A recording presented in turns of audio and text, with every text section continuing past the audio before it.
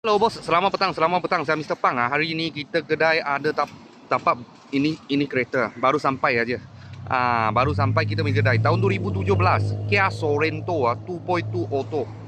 Okey, ini diesel punya. Kalau 2.4 petrol lah. 2.2 ini diesel.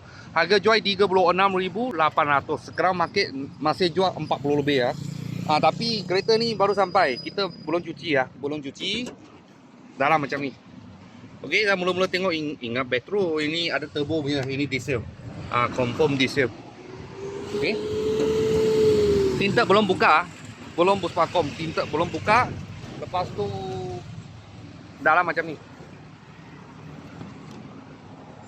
Datang sudah ini macam Okey. Paling ori punya condition. Owner letak kereta, saya terus buat video lah. Dashboard semua cantik punya. Cuma ada sikit abuk. Belum bersih lah sebab kereta ni baru sampai saja. Baru sampai. Okey, belakang macam ni. Lepas tu dia boleh duduk 7 orang lah. Belakang ada seat lagi.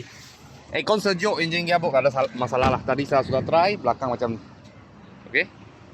Harga jual 36,800. Kalau ini kereta nak loan boleh ikat 7 tahun lah.